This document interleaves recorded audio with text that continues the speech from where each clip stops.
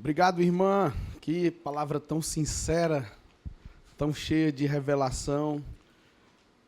E é isso mesmo, a nossa sinceridade de coração naquilo que nós fazemos para o Senhor. Amém, igreja?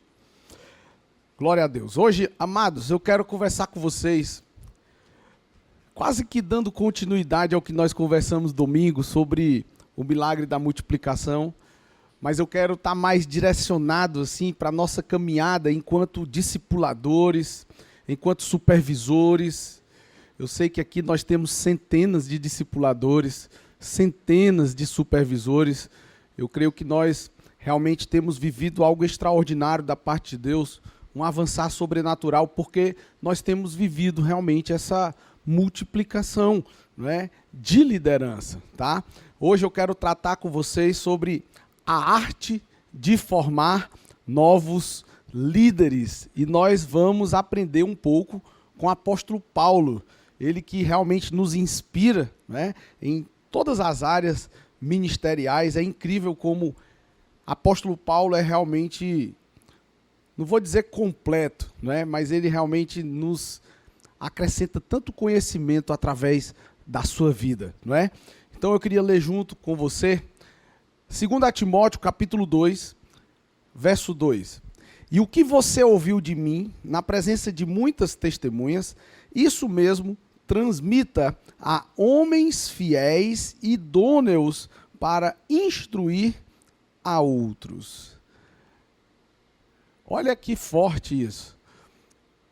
Domingo Deus ministrou muito intensamente sobre a expectativa que não somente o mundo, mas também os nossos irmãos em Cristo têm sobre nós.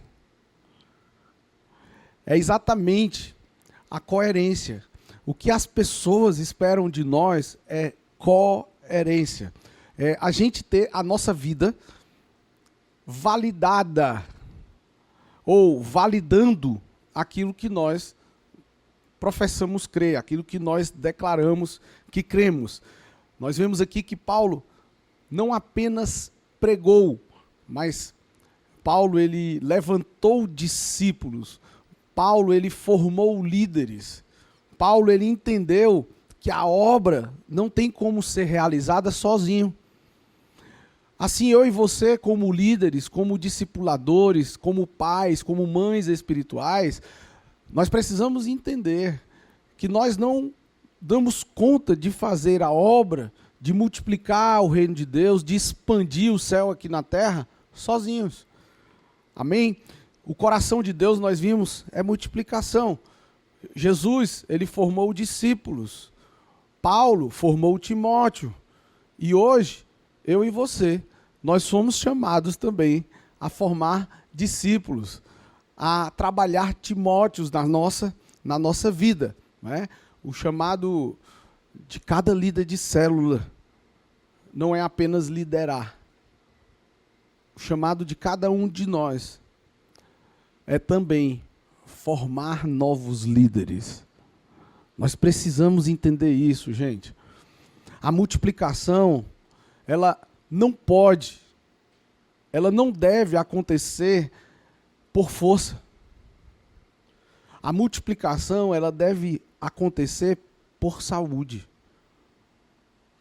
Quando nós somos líderes saudáveis, nós geramos liderados que serão líderes saudáveis. Uma célula saudável, naturalmente, é incrível. Isso acontece de forma espontânea. Cedo ou tarde, ela vai sim gerar novos líderes. E a visão da nossa casa, a visão da nossa igreja, quando a gente trata dos supervisores, dos líderes de célula, dos auxiliares, dos discipuladores, dos membros, isso nada mais é do que uma organização desse processo de multiplicação. Mas isso é para ser espontâneo. Isso é para ser natural ou sobrenatural. A liderança saudável, ela não termina em nós. Eu gosto de usar isso lá no meu escritório. Hoje nós temos tantos advogados aqui em Itapipoca, por exemplo, Mas meu amigo Gondim conhece alguns advogados que, se eles morrerem, o escritório dele morre também. Porque não existem sucessores. Nunca se tratou isso. Nós vemos isso em tantos ministérios. Igrejas lideradas por homens e mulheres de Deus, ungidos, chamados ao ministério pastoral. Mas que a liderança da igreja se resume a ele. Ele não tem para quem passar o bastão. Não existe um sucessor. Por quê? Porque faltou revelação. No mundo business, no mundo dos negócios, por que pessoas conseguem ter multiplicidade de empresas? A pessoa que é centralizadora de responsabilidades e demandas, a pessoa que não consegue delegar, ela fica limitada a si mesma, ela não dá conta de expandir o seu negócio, porque o seu negócio se resume a ela. Existe um livro, esse foi um dos livros que eu mais dei de presente na minha vida.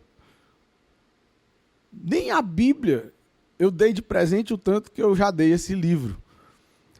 O Mito do Empreendedor.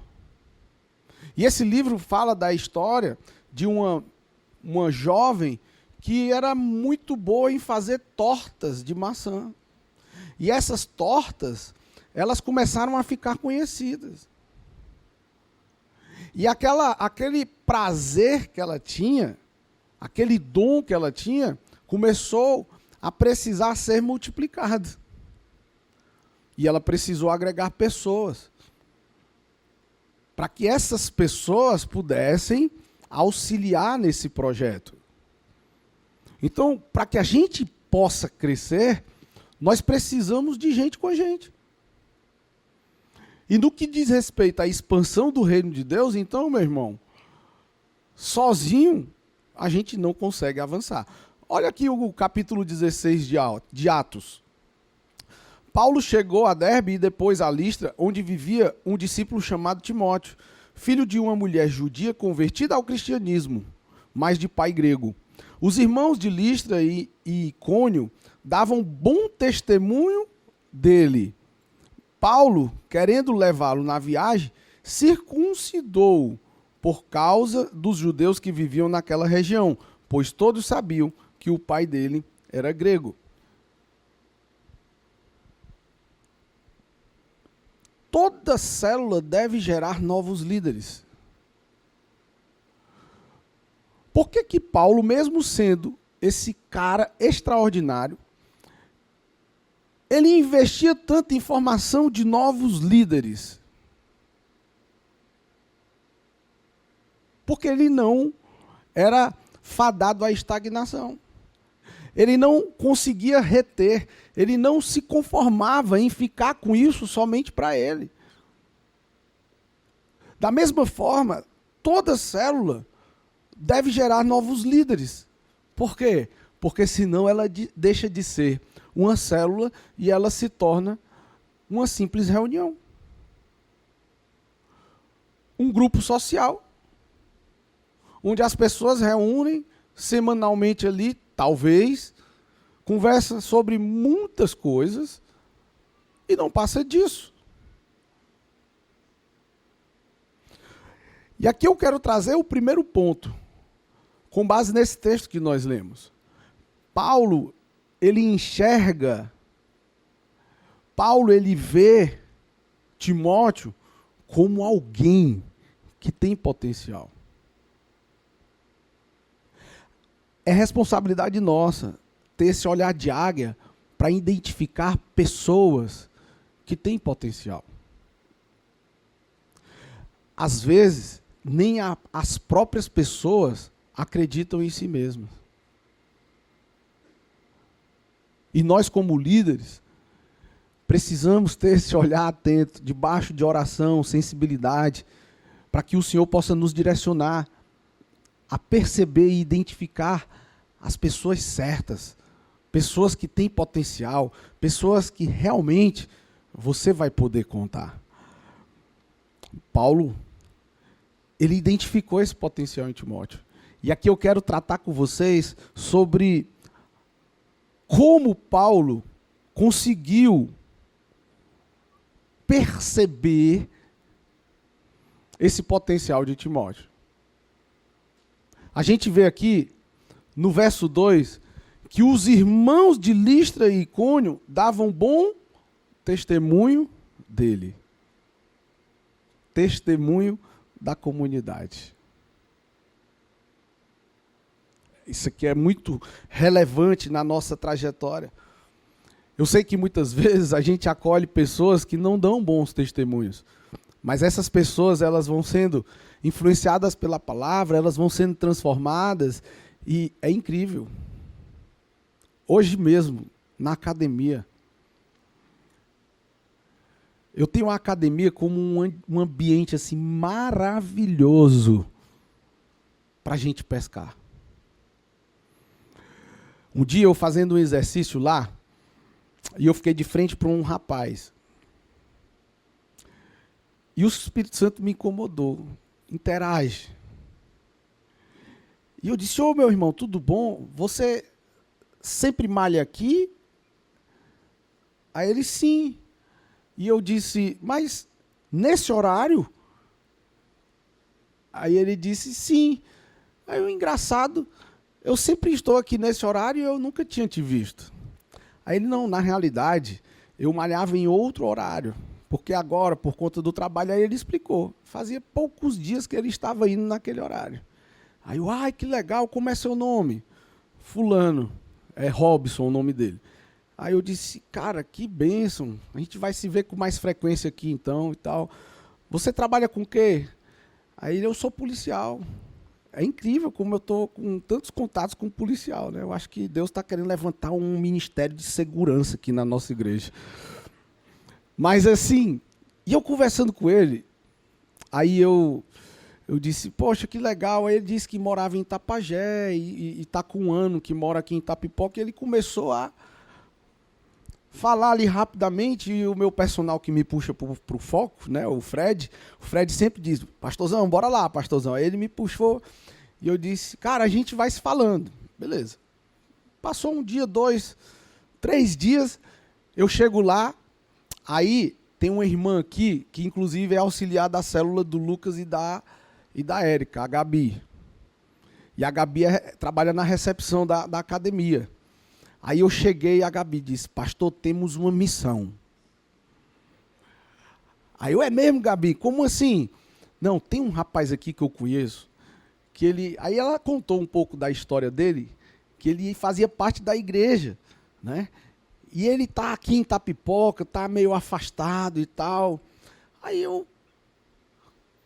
Quem é ele? Não, ele é um cara que morava em Itapajé, está morando aqui em Itapipoca. Eu disse, eu acho que eu já me conectei com esse cara aqui. Ele é policial? Aí ela disse, exatamente, ele é policial. Aí eu... E ele está aqui na academia hoje? Ela disse, ele está. Aí eu... Agora me ajuda, Gabi, eu esqueci o nome dele. Como é o nome dele? Aí ela disse, é Robson. Um dia ele vai ver isso aqui. Aí eu fiquei, né? Entrei na academia, eu já saio procurando assim. Aí quando eu vejo o Robson, aí eu chego lá e digo, ô Robson, tudo bom, meu amigo? Como é que você tá? E tal. Pronto. Não falei mais nada, só falei isso. Tamo junto aí, uma semana maravilhosa.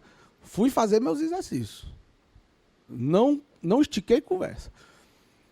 Quando foi hoje, eu estava lá na academia.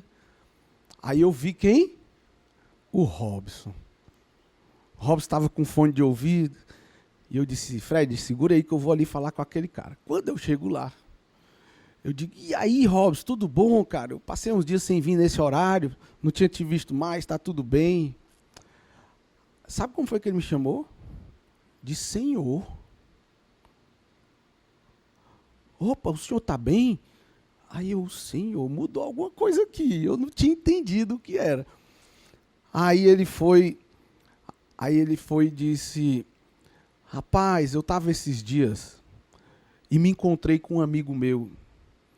cara era da farra, o cara tinha a vida toda bagunçada. E eu conversando com ele, me chamou a atenção. O cara tá diferente. Aí eu disse, e tu conhece ele de onde e tal? A gente morava em Tapajé, ele morava em Tapajé também. E eu fiquei procurando, né, na cabeça aqui, na memória, quem era. Aí eu disse, rapaz, como é o nome dele? Quem é que chuta aqui sobre quem era que ele estava falando? O Kleber.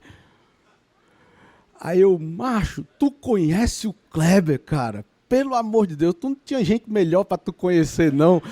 Aí a gente descontraiu lá e tal. Aí, olha, rapaz, eu fiquei impactado com a mudança de vida do Kleber. O Kleber é outra pessoa. E eu vou fazer uma visita nas reuniões de vocês lá. Olha, eu tô todo arrepiado aqui, ó. E eu disse, meu Deus, como tu é maravilhoso. Como tu é maravilhoso. O que é que chamou a atenção de Paulo em Timóteo? Testemunho da comunidade. Quando você testemunha do amor de Deus, isso reverbera lá fora, querido. As pessoas, elas estão atentas a nós. Se o Kleber não tivesse tido uma transformação genuína na sua vida, e todos vocês aqui são testemunhas, eu não me lembro do Kleber na ABB, até porque eu não andava na ABB, mas o Kleber parece que era bem bagunçado mesmo.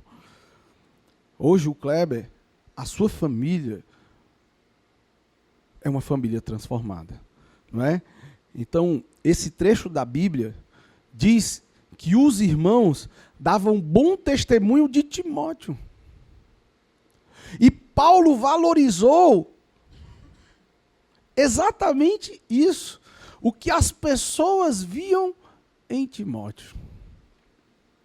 Isso é muito forte. Outro fato interessante é que Timóteo, ele vivia a educação espiritual na família. Se você for ler lá no capítulo 1, versículo 5, você vai ver que a Bíblia fala da fé da avó Lloyd. Olha só que forte isso. A irmã Eunice. Timóteo, envolvido nesse contexto familiar, nesse ambiente familiar, vivendo o discipulado familiar, Timóteo, ele desenvolveu essa construção de um caráter que atraiu os olhos de Paulo para que ele se tornasse um grande discípulo de Paulo, não é? Então a gente precisa olhar para as pessoas assim como Paulo e enxergar nas pessoas o que Deus fez e quer fazer através da vida delas. Amém, queridos? E um outro ponto importante é que a juventude de Timóteo, apesar dele ser novo, viu?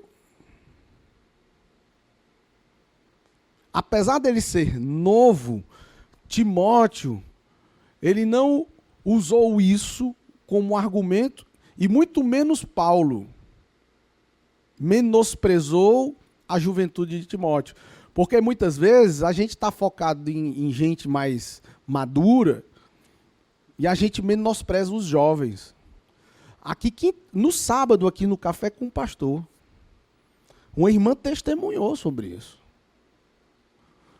A irmã trouxe sua filha para o Café com o Pastor e ela passou o Café com o Pastor todinho chorando. Quem esteve aqui sabe de quem eu estou falando. Foi o Café com o Pastor todo emocionada e chorando. Porque sabe como ela vê a nossa igreja? Uma igreja que consegue acolher os jovens. Eu lembro antes da pandemia que a nossa igreja viveu uma explosão de crescimento. Foi quando a gente botou pisca-pisca na igreja toda mesmo. E nessa época, a nossa igreja não tinha forro. Esses par LED aqui Não era só no palco, era na igreja toda.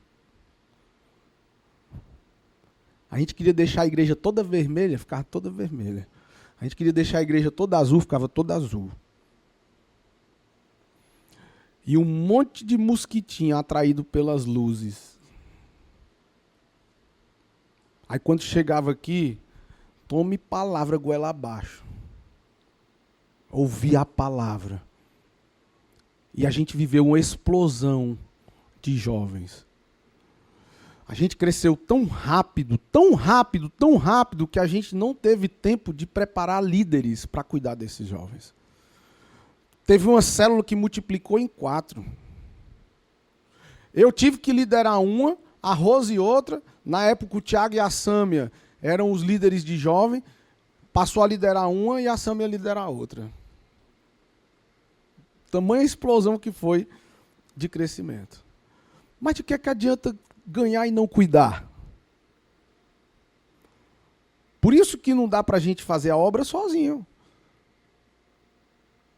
Aqui, a gente poderia ter centenas de pessoas nesse momento para aprender mais sobre como formar líderes.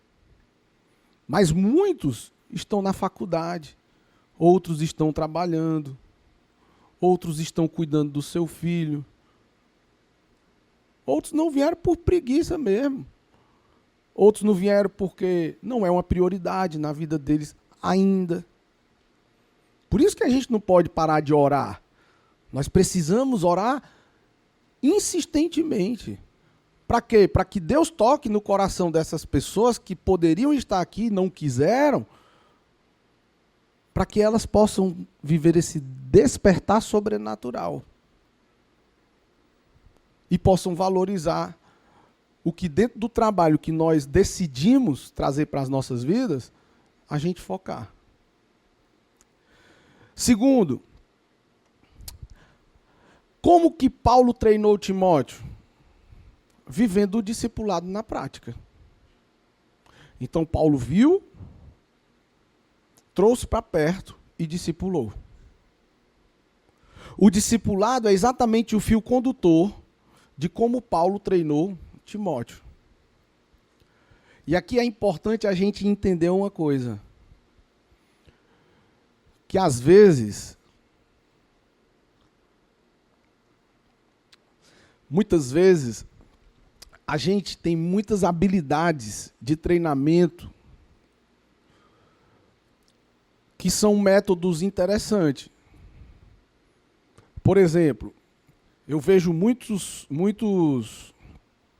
coaches que são muito bons de trazer ferramentas, de estimular as pessoas a romperem, a avançar. Mas no que diz respeito ao discipulado aqui na nossa igreja, nós precisamos aprender com Paulo. Porque Paulo ele discipulou Timóteo não apenas pelo convívio, não apenas ensinando boas ferramentas para a formação de um líder, mas ele discipulou Paulo também, transferindo sobre a vida de Paulo, através da imposição de mãos, autoridade e unção. Não dá para a gente crescer nesse trabalho espiritual se a gente não tiver a revelação de que se trata de um trabalho espiritual. Porque você pode até crescer usando de estratégias e ferramentas, inclusive de princípios bíblicos. Mas se você não carregar essa unção com você, a coisa não vai ser sobrenatural. Você não vai conseguir depender de Deus. Então a gente vê que o discipulado é também um delegar espiritual. O discipulado tem a ver com isso. Não é apenas um treinamento humano, por favor, guarde isso no seu coração. Porque se fosse assim, aquele pastor querido que me pediu ajuda para implantar a visão do MDA lá na igreja que ele lidera, que ele pastoreia, teria dado certo. Porque todas as ferramentas, todos os materiais, toda a doutrina, tudo que ele precisava, que nós dispomos, eu entreguei para ele. Só que não tinha a unção para essa visão. Então, tudo que Paulo fez com Timóteo pode ser resumido a uma palavra: discipulado bíblico. Discipulado bíblico, que envolve treinamento, capacitação, mas, acima de tudo isso, transferência de unção. Transferência de unção. Amém, meus amados? O que é discipulado para você?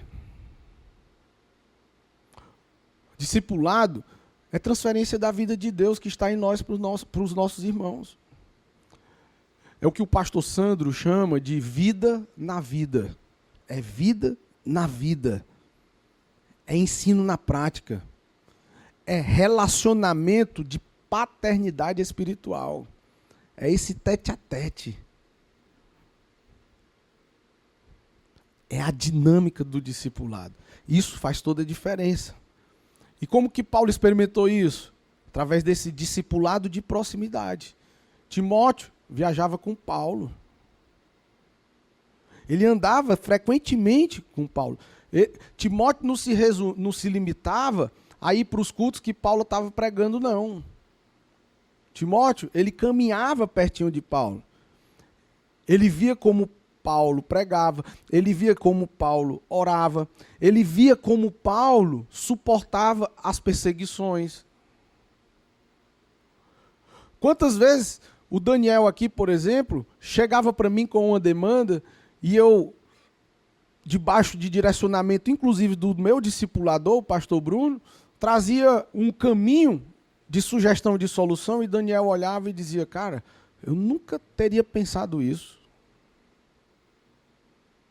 E aí, quando vem uma próxima demanda, ele já tem uma base de conhecimento para poder trazer uma solução. Se for limitar, é como aquela irmã querida compartilhou comigo. Ela chegou para mim e disse assim: pastor Anderson, eu acho muito lindo a forma que a Igreja da Paz trata sobre família. É maravilhoso a criação de filhos. Mas sabe, o meu casamento, eu venho de um casamento, o meu atual esposo vem de outro relacionamento. E nós dois temos filhos. E eu não vejo a igreja falar sobre como a gente lidar com o enteado. Realmente, não tem como a gente, no púlpito aqui, dentro de 30 minutos, como no Tadel, 40 minutos, às vezes 50, até 1 hora no domingo, dependendo do culto, a gente exaurir todas as possibilidades em todos os aspectos e áreas da vida de todos os membros da igreja. Vocês estão comigo? Mas eu disse para ela: irmão, o que você está compartilhando é muito louvável. Muito obrigado por me compartilhar isso. Nós precisamos desses feedbacks. Mas deixa eu lhe dizer uma coisa. Isso você tem total liberdade de resolver no discipulado, na classe da família cristã da escola bíblica. E eu até disse para ela, o nosso líder de casais aqui, o Wander e a Lu, ela teve um primeiro casamento. Inclusive, ela tem um filho do primeiro casamento. E esse filho do primeiro casamento chama o atual esposo da Lu, que é pai do Vinícius e do Arthur, que são os filhos em comum do Wander e da Lu. O Luan é filho do coração. O Luan chama o Wander de paiinho. Tão saudável é a relação deles. Você tem total liberdade de buscar esses irmãos. Nós estamos aqui para viver uns aos outros, ensinar uns aos outros, aconselhar uns aos outros. Vocês estão entendendo, amados? Então, se a gente realmente não entender, não despertar que dentro da visão da nossa igreja, a nossa vida ela vai sendo tratada, moldada através, especialmente do discipulado, a gente realmente não vai maximizar o nosso potencial dentro da visão. porque a gente vai estar sempre limitado. Mas eu achei legal a irmã compartilhar. Abriu a minha mente para eu trazer essa explicação aqui para vocês. Porque no caso dessa irmã, a necessidade dela é essa. E a sua, qual é? Que eventualmente a gente não consegue trazer em um momento de palavra como no culto ou no Tadel. Busque no discipulado. Se tem pessoas que são acessíveis aqui na nossa igreja, são os líderes da nossa igreja. Isso é até estranho, às vezes, quando eu estou nos movimentos com os pastores aqui, porque eu entendo, é um lugar de honra e tal, mas assim, eu confesso para vocês, eu me sinto mais à vontade no meio das ovelhas que eu pastoreio do que sentado num banco, numa cadeira confortável em cima da plataforma. Não estou dizendo que isso é errado. Tem gente que está lá e está tudo bem. Por quê? Porque nós queremos ser acessíveis. Com quem foi que eu aprendi isso? Pastor Eibe. Porque o pastor tem que ter o cheiro das ovelhas. Nós somos ovelhas tanto quanto as ovelhas que nós pastoreamos. Então não tem porquê eu não ter interesse em compartilhar do mesmo prato, do mesmo ambiente, do mesmo nível. Nós precisamos ter esse coração. Amém, meus amados?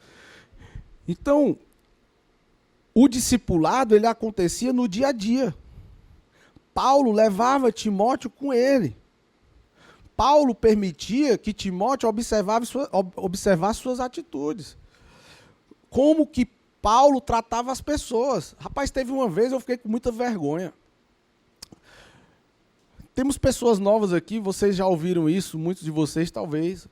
Mas uma vez eu estava com o Jardim ali no Conexão, a gente estava fazendo aquela gaiola ali onde o Kleber fica preso.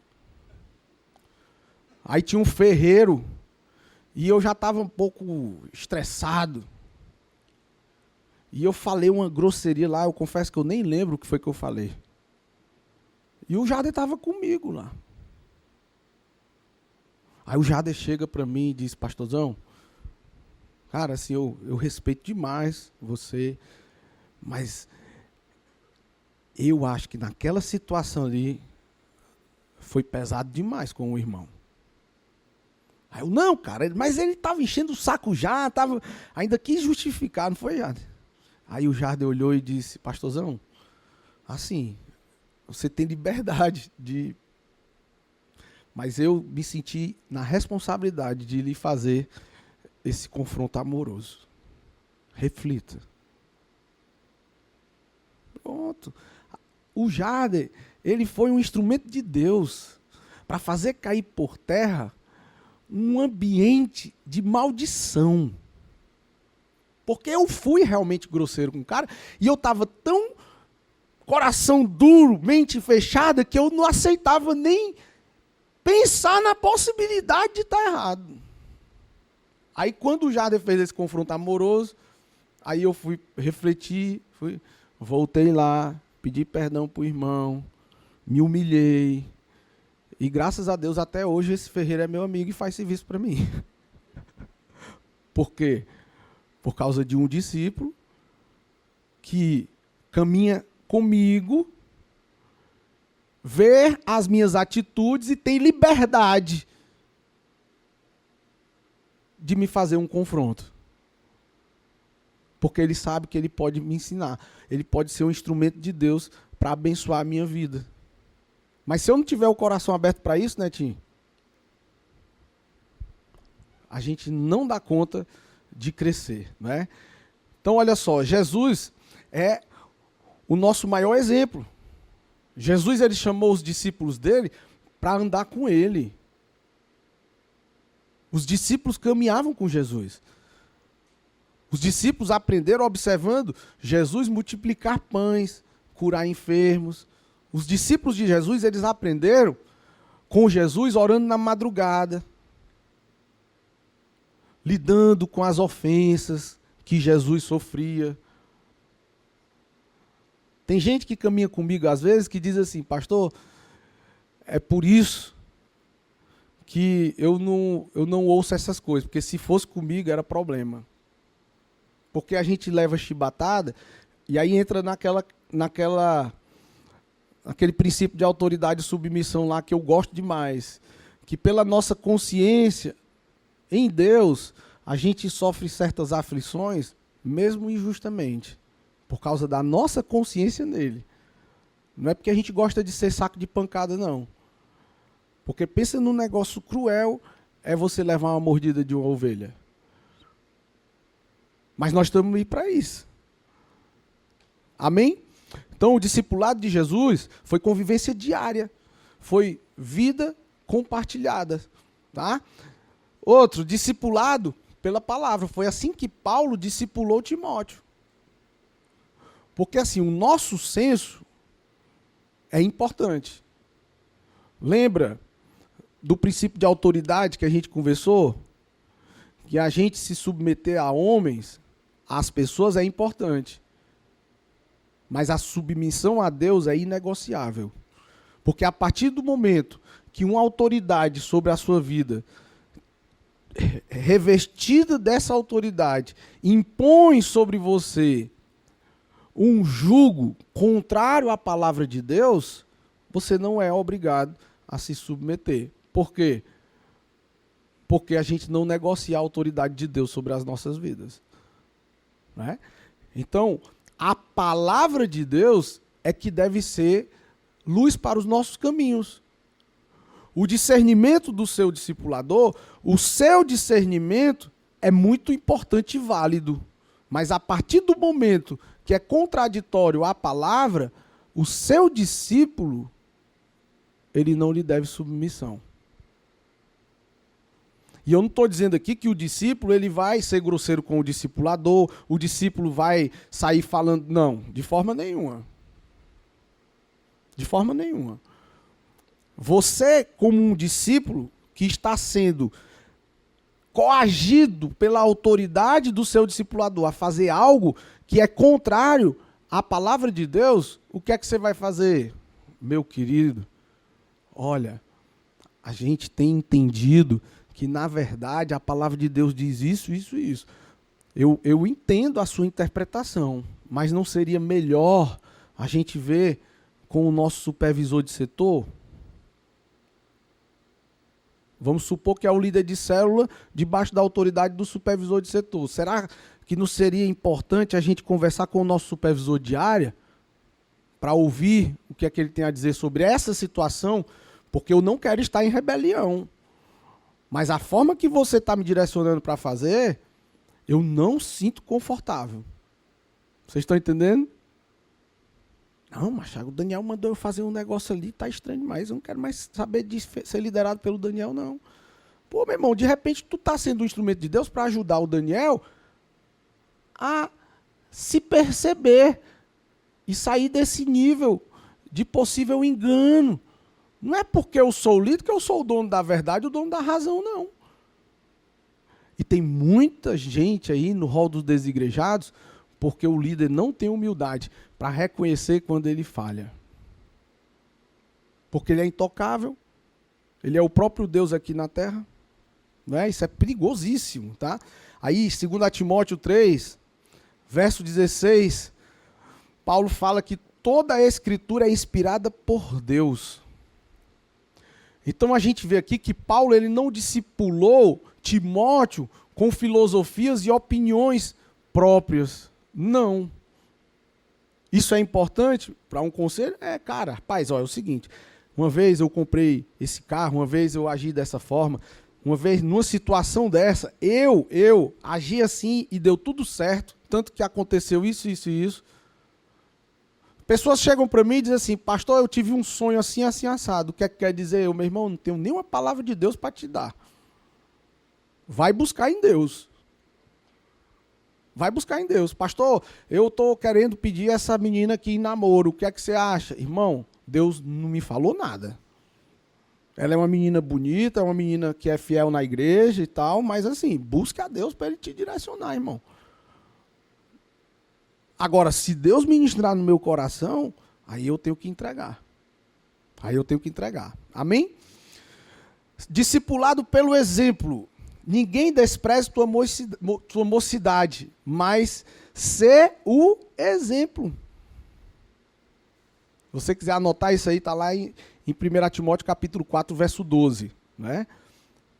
Paulo, ele formava líderes dizendo, olha só, olha aqui para mim, ó, pode me imitar.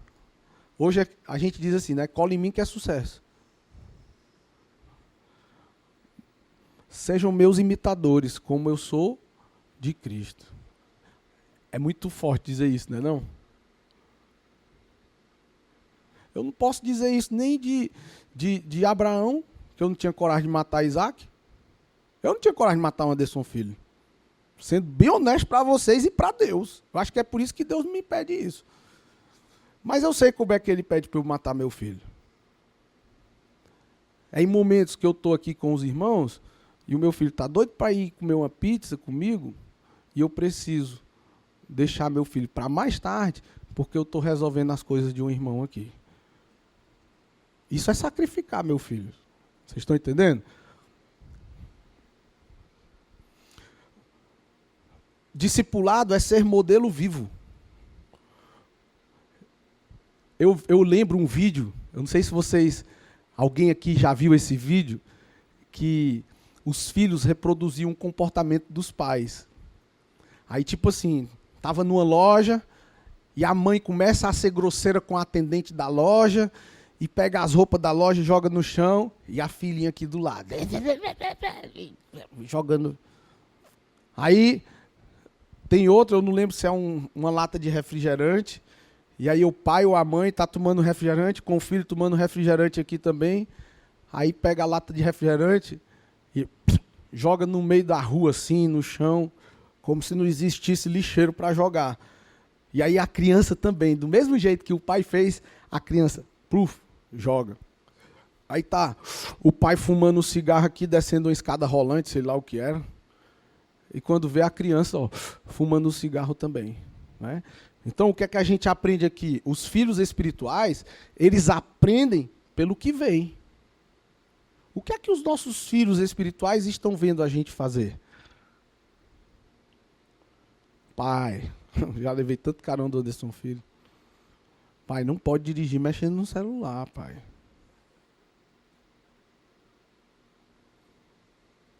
Aí eu disse, é verdade, filho. Pode me cobrar quando o papai pisar na bola. Pode cobrar. Né? E o último ponto, que discipulado de Paulo com Timóteo envolvia encorajamento. Tem dias que a gente está meio bagunçado mesmo, assim, sem vontade de fazer as coisas, né? Tem dias que a gente está assim, é ou não é? Hoje é um dia que eu queria ter ficado em casa. E eu nem sabia, já disseram que eu tenho até um aniversário para ir depois daqui, eu saí de casa pensando que ia voltar para dormir com o Anderson Filho.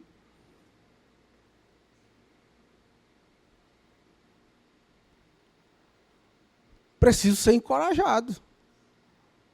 Todos nós temos esses momentos. Mas eu já orei ali no secreto, pedi força, ânimo de Deus, para que eu vá para o aniversário feliz da vida, querendo estar lá.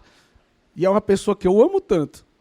Só que eu não sabia. Aí eu preciso de um processo para mudar meu cronograma, sabe? Porque quando eu sou contrariado, e aqui eu vou abrir meu coração para vocês.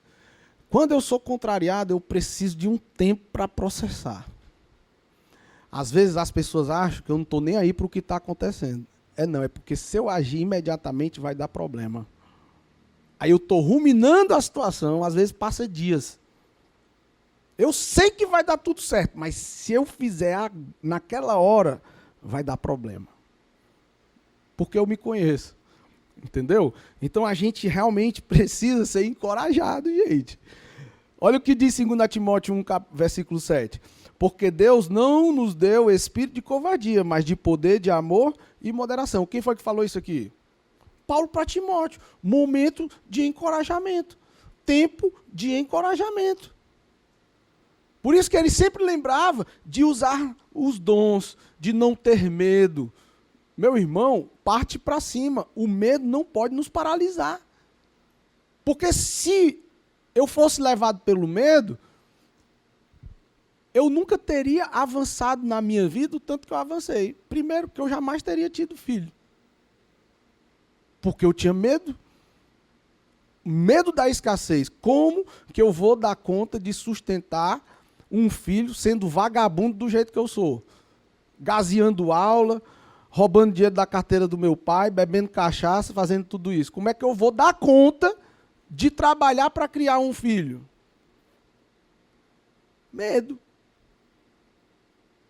Mas estamos aí, escapamos, fomos alcançados pela graça, né? Tá dando tudo certo, glória a Deus, aleluia.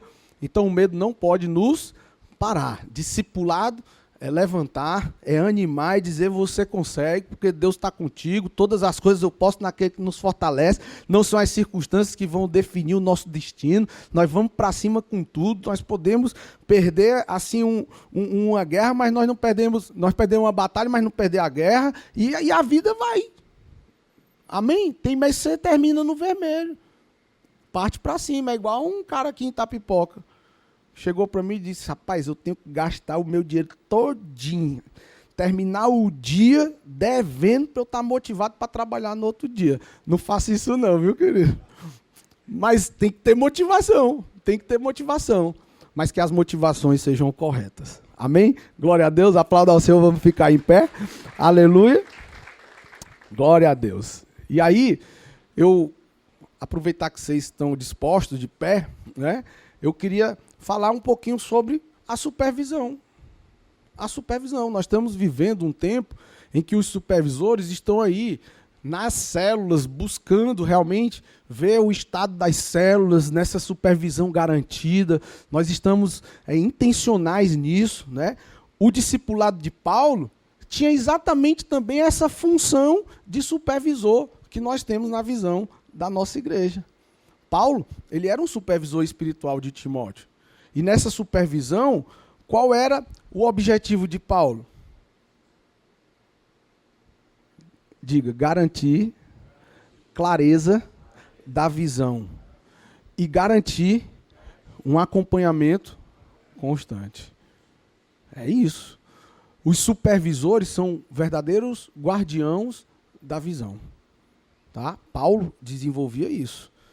Então, assim como Paulo supervisionava, corrigia, cada um dos nossos supervisores aqui estão aí para cuidar, para avaliar, para multiplicar líderes, para corrigir e fazer o seu setor, sua área e, por via de consequência, a igreja crescer. Glória a Deus. Coloque sua mão no seu coração. Pai, nós te louvamos, Deus, nessa noite. Obrigado por tudo que o Senhor tem entregado para nós. Obrigado pelas revelações que o Senhor tem nos dado. Obrigado por esses homens e mulheres valentes, guerreiros, dispostos, disponíveis, intencionais em avançar, em multiplicar, em frutificar no teu reino, Pai. Nós aprendemos com Paulo hoje como nós podemos e devemos formar novos líderes, Pai, em nome de Jesus. Dá sabedoria para que a gente possa continuar avançando em nome de Jesus. Amém, amém, amém. Deixa eu só dizer mais uma coisa.